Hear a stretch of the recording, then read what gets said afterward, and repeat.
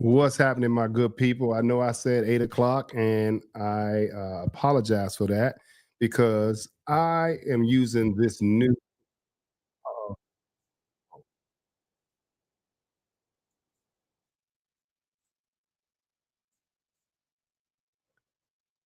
Oh man, I got some feedback. I don't know how to do this. I got Instagram playing on the back end, and I'm using.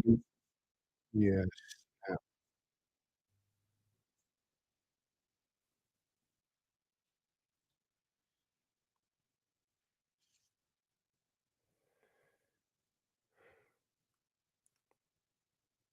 yeah. I'm really wondering how to. Let's see. Make her turn this off. There we go. Can you hear me now? How you like me now? All right. So I know I told you guys I would be on at 8 o'clock. I actually was on at 8 o'clock, and I was wondering where was everybody at. I was talking for 15 minutes, but I found out that I was on YouTube and and YouTube, LinkedIn, and somewhere else, Twitter, I believe, but I wasn't on here. And I was like, hey, where are all of my followers? Normally I go live. I got a bunch of, dedicated people who follow me, who interact with my content. Tony, what's going on, baby boy? Got a lot of people who interact with my content, and I didn't see anybody following. I'm like, okay, something something is wrong here. So, excuse me, y'all. So let me jump off and jump back on. And so when I jumped off with this StreamYard thing, it's like two platforms. That's why I was having those technical difficulties when it first came on.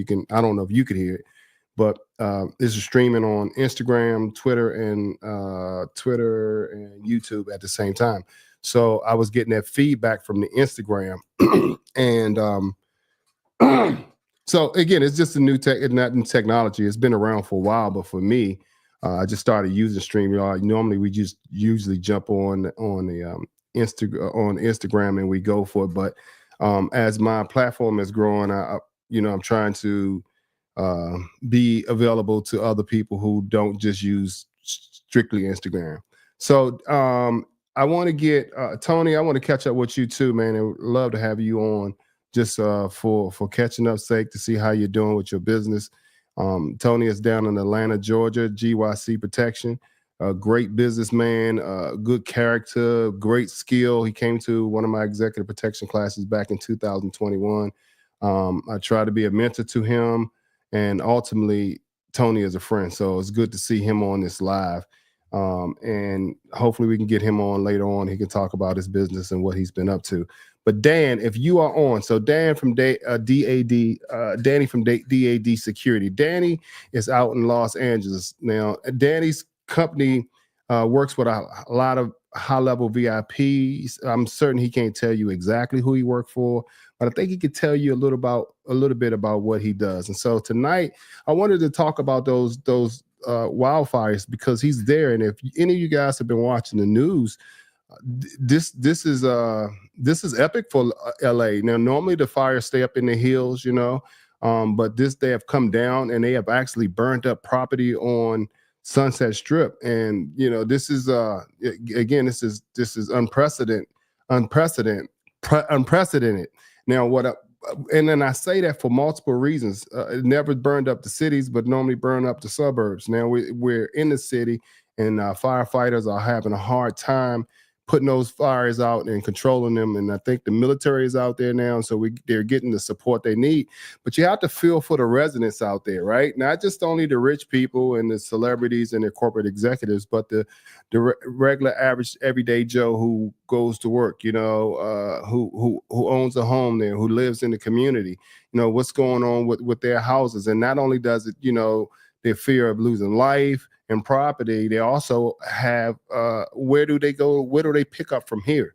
Right? It's like yeah, what do they pick up here from here? How do they provide for their families? Where do they live? They can't go to work because there is no work, and then if there is work, how do they get there? All of the roads and highways, major highways are closed. Cars are backed up on highways and just left abandoned. So this is unprecedented times for the Los Angeles area, and I thought it would be good to get Dan from DAD Security, because this is what he does. This is his specialty. He works with a lot of high-level VIPs. He provides the residential security agents, or what you call them RSAs, or residential security, for a lot of the VIPs' homes. And when we think about executive protection, because I teach this, we're always thinking about the hard skills. We, buffed up, nice suit or tight suit, muscles, steroid type looking thing. You want to walk in front of somebody's walking in front of somebody, someone walking beside somebody, and somebody's walking behind somebody. And and that's it. And we're just gonna get them from point A to point B. And if anybody jumps up, they're gonna get beat down, whatever, however that works. So, but that is just what you see on TV, what you see on these videos, that's a small percentage of what we do as executive protection agents. The biggest part is in the planning. The biggest part is in the planning before we go somewhere. If we're going to Washington, D.C., this is maybe not a good place, but I'm here. But if you're going to, let's say, from Washington, D.C. to New York, okay, what are the routes? Are there primary routes? Is it I-95? Are there any secondary routes? 295? How do we get there? How do we get out of there? Right now there's a snowstorm there. Or snow, the after effects of a snowstorm. So you have icy roadways, you have all of this DOT stuff going on. How do we get in and out of the city? Are the airports going to be closed? Are the bus stations going to be closed? Are the train stations going to be closed? What happens? What happens to their homes? Is it like, okay, we got wildfires? Do you wait for your client to call you, or do you have what we call in the corporate world, the business world, business continuity plans, right? Co-ops we call them, COOP, right? What happens if X, Y, and Z happens? You have to have a contingency plan. So in California, you have earthquakes, mudslides. You just had a tornado there. You have, let's say, earthquakes, mudslides, wildfires, right? So you got all these things going on. If an earthquake should happen, if you're working for a corporate client, can they continue business tomorrow? And if so, how do they continue business tomorrow? What's the protection plan? If the earthquake hits the building is rumbled, is damaged, they can't go back in there. Do we have an offsite building? Where is that offsite building? How many people can the offsite building hold? Does it have a data center? Does it have the servers there so that we can keep our work? Or when the earthquake or the wildfire hits and burn this stuff down, is that it? We can't pick it back up because there's no offline server. Who's important? What C-suite executives are important? If these things happen, who do we take and where do we take them? And not only where do we take them, how do we get them there? And who else is important to that? Do we have the vehicles in place? If we need to shuttle our clients, if you're working with a massive clients and you need to get them out of, say, their office building and they need to go to a whole nother city, another place, do we have relationships with tour bus companies or transportation companies where we can have them on call and say, well, listen, we're going to need 4 buses and we're going to take our people out of here and we're going to take them to this place. Right. And then how safe is that place? How long does it take to get there? What kind of food and rations do you need to get there? So I saw John Legend, and that works the same for celebrities. You don't need to have a massive group of people to do that for. You can have one client. But what's the plan? What do they have in the house? What do you have for MREs, meals ready to eat? What do you have in your tactical medical gear? What do you have? Do you have enough just for yourself? You have your IFAC. Do you have enough for a client who has a family of 5, 4, 6? What's the contingency? Do they call you? Or when you see some stuff hitting the news, do you call them and say, hey, listen, I don't know if you've been checking out the news, but these wildfires are up in Calabasas, and the news reports are saying that the winds are blowing them south, or whatever, however that works. So we might want to be thinking about getting you and your family out of there. These are the places that we have deemed as safe for you. Or do you have a place in mind that you want to go until we weather the storm out? So these are things that, we need to talk about. that we need to talk about today, and how are those security companies and those executive protection professionals and those corporate security guys, how are they protecting their clients that live there? And not only that, well, if they evacuate, but maybe they live in a residential area who's not really in jeopardy of the fires, but it would be just better safe to sorry to leave uh for the sake of leaving. So, but with no real expectancy or threat level for their houses to be set afire, then how do we protect the houses from being burglarized from the people who are still there? So those are things that we need to take into consideration. So, Dan from Dad Security, if you are on, sir, please click on the comment section. We love to bring you on. There are a lot of people who wanted to hear what you had to say tonight. If not, we can reschedule this live to talk about this particular incident for next week. But next week, or my next live when I come on, we are going to be talking about specifically the inauguration. And for all of you guys and girls and security companies who are coming to Washington, D.C. for the inauguration, let me just explain to you, this is not a place you want to play around, bringing your CCW license, bringing your firearm because you got a security guard license somewhere, and you think that you're going to come down into DC and get through these and get out, scot free. The last inauguration we did, I was the head of all contract security from the monument to the Capitol building. I was responsible for all that, and I'm not afraid to say this. One of the contractors that we had, we want all contractors, whether you have a security license or not, do not bring your firearm down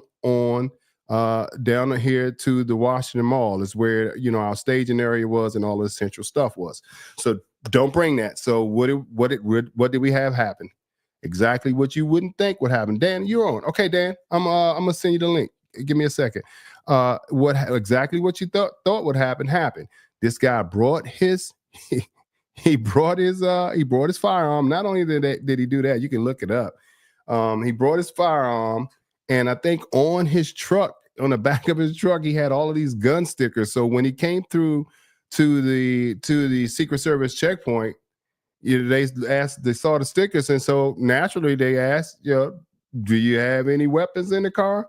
Well, of course, this guy had weapons in the car. He had, I think, 500 rounds of ammunition and two or three guns in there, and they arrested him. And he was one of my guys, and they started calling. The news media started calling. And let me backtrack a little bit. He wasn't one of my guys. He was one of the guys that I contracted from another security company. So when he was brought there, and they all the contractors had the rules of engagement. This guy broke the rules of engagement. And when Secret Service and the Capitol Police arrested him, he started calling out for us, and we didn't answer the phone. I'm just going to be honest with you, because we gave him the rules, and there was nothing that we can say to vouch for him. So he had to weather that storm by himself. So when you're coming down here, if you haven't been cleared by the Secret Service to get into anywhere, I would highly recommend that you make sure that you're working with your client. If they're attending the inauguration, if they have tickets, you have tickets. And if you have a firearm, I don't care who it is, if you're not an on-duty law enforcement officer, you better leave that firearm at home, or you're going to be sitting in the cell for quite a few days while they figure that out.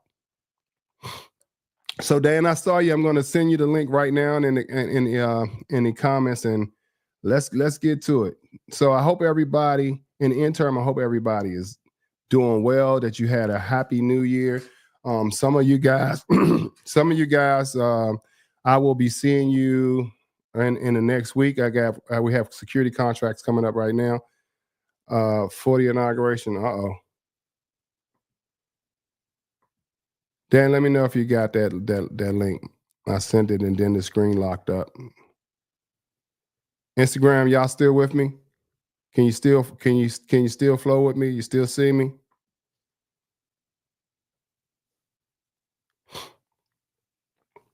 It looks like my Instagram locked up.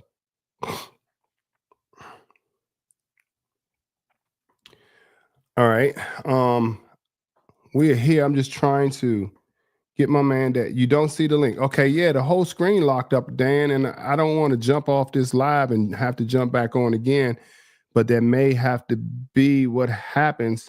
Send me send me your email, Dan. Send me your email.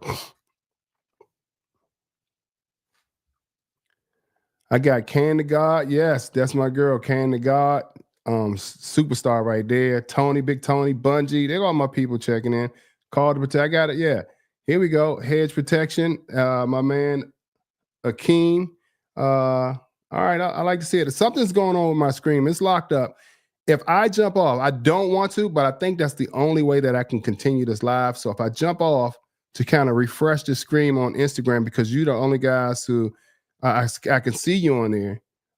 Then I can't get it because the screen is locked. I can see you, but I can't interact with the screen. So it appears that I'm gonna have to jump off and jump right back on. Just do me a favor, please jump back on because I miss you guys and I want to keep the conversation going.